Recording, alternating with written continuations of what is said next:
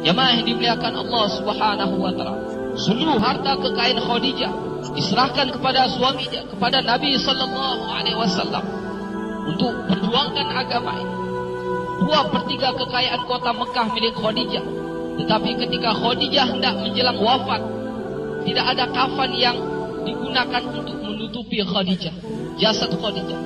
Bahkan pakaian yang digunakan Khadijah ketika itu adalah pakaian yang sudah sangat kumuh dengan 83 tambalan, di antaranya dengan kulit kayu. Jemaah yang dimuliakan Allah Subhanahu wa taala, dikisahkan satu hari Nabi sallallahu alaihi wasallam pulang daripada kerja dakwah. Ketika pulang masuk ke dalam rumah, biasa Khadijah menyambut, berdiri di depan pintu.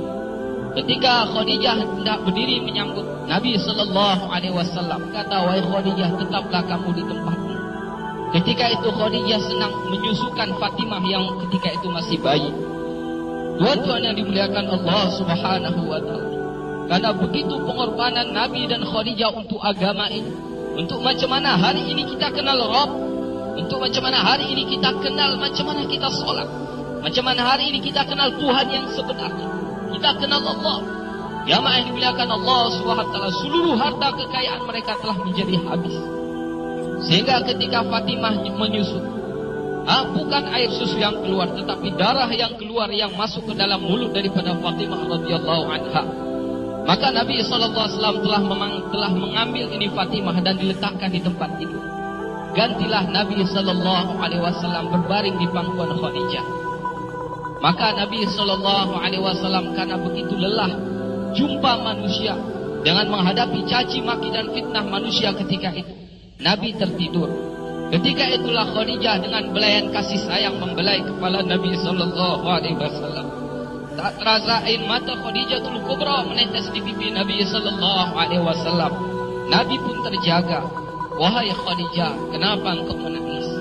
Adakah engkau menyesal bersuamikan aku Muhammad? Dahulu engkau wanita bangsawan, engkau mulia, engkau hartawan, tetapi hari ini engkau telah dihina orang. Semua orang telah menjauh darimu. Seluruh harta kekayaanmu habis. Adakah engkau menyesal, wahai Khadijah, bersuamikan aku Muhammad?" Khadijatul Kubra kata, "Wahai suamiku, wahai Nabi Allah, bukan itu yang aku tangiskan. Dahulu aku memiliki kemuliaan. Kemuliaan itu aku serahkan untuk Allah dan Rasulnya. Dahulu aku punya kebangsawanan. Kebangsawanan itu pun aku serahkan untuk Allah dan Rasulnya. Dahulu aku memiliki harta kekayaan.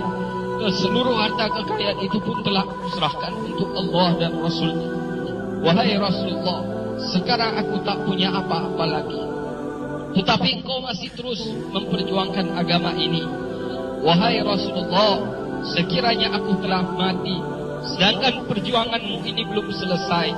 Sekiranya engkau hendak menyeberangi sebuah lautan, engkau hendak menyeberangi sebuah sungai, dan engkau tidak memperolehi rakit pun ataupun jembatan, maka engkau galilah lubang-lubang kuburku, engkau galilah kuburku, engkau ambillah tulang belulangku, kau jadikanlah sebagai jembatan untuk engkau menyeberangi sungai itu, untuk jumpa manusia. Ingatkan mereka kepada kebesaran Allah, ingatkan mereka kepada yang hak, ajak mereka kepada Islam, wahai Rasulullah."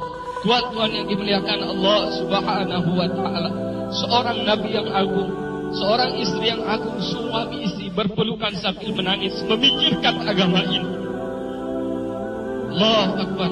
Jemaah yang dimuliakan Allah Subhanahu wa taala, agama tersebar. Hari ini kita kenal Allah bukan dengan mudah, jemaah yang mulia. Agama sampai dalam kehidupan kita. Agama sampai ke kampung kita. Agama masuk ke dalam rumah-rumah kita. Agama sampai ke dalam hati-hati kita, jemaah yang mulia. Bukan dibawa oleh burung, bukan dibawa oleh angin, bukan dibawa oleh air sungai yang mengalir, bukan, jemaah yang mulia.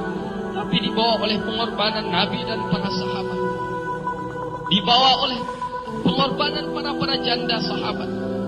Dibawa oleh pengorbanan yatim-yatim para sahabat, jemaah yang mulia.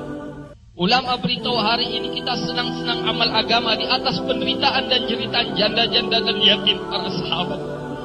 Hari ini kita kadang-kadang senang amalkan agama di atas penderitaan Khadijatul Kubra radhiyallahu ta'ala.